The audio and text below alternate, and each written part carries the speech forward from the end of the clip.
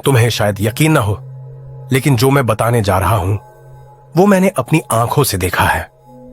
यह बात आज से पूरे 35 साल पहले की है, जब मैं महज 30 साल का था। गांव का नाम है भवानीपुर, उत्तर प्रदेश के सीतापुर जिले में एक छोटा सा गांव, जहां हर शाम ढलते ही लोग दरवाजे बंद कर लेते थे, क्योंकि वो रात को निकलता था। हमारे गांव में एक पुरानी हवेली है, ठाकुर साहब की कोठी। बरसों पहले उनके पूरे परिवार ने वहां आत्महत्या कर ली थी, किसी को नहीं पता क्यों, लेकिन तब से वो हवेली वीरान पड़ी थी। कोई वहां झांकने तक नहीं जाता था। कहते हैं रात को वहां से किसी के चलने की धीमी आहटें आती थीं। एक रात की बात है, सावन का महीना था और बारिश रुक रुक कर हो रही थी। मेरी पत्नी सीमा गर्भवती थी और उसकी तबीयत अचानक बहुत बिगड़ गई।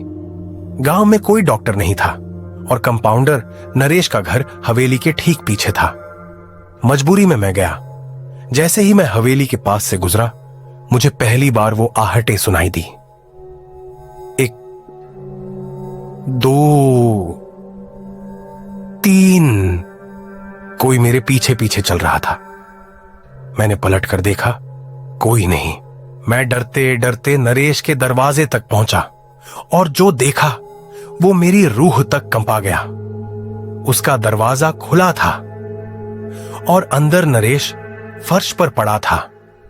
आंखें खुली, लेकिन सांस नहीं चल रही थी, जैसे किसी ने उसकी आत्मा खींच ली हो।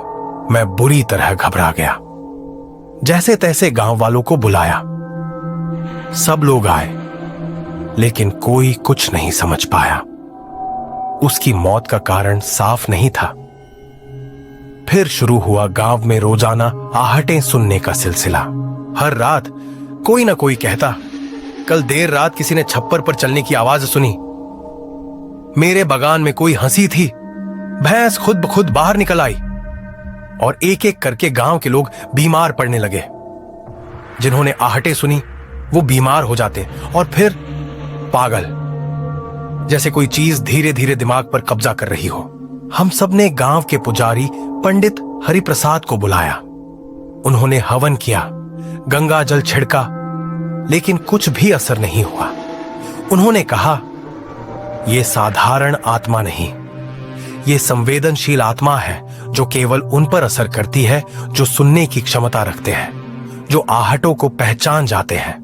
हमने तय किया कि उस हवेली को ढा देंगे।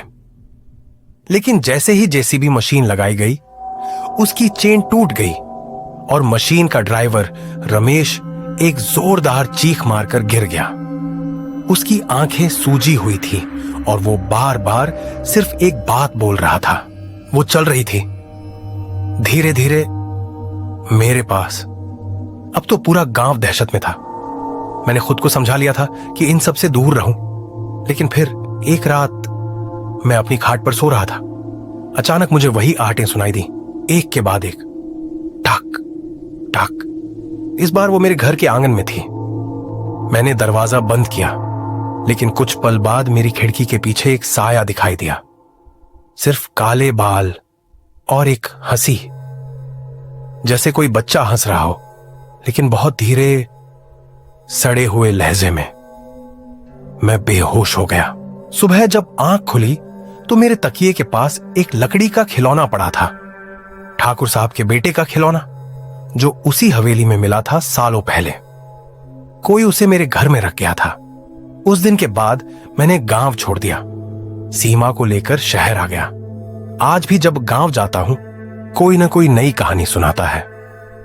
किसी ने छांव में बैठकर किसी की आहट सुनी, किसी ने पायल की आवाज, और किसी ने सुना कोई धीमे से उसके कान में फुसफुसा रहा था, अब तेरा नंबर है। समाप्त नहीं हुआ है यह खतरा, क्योंकि आहटें अब भी आती हैं, बस सुनने वाला चाहिए।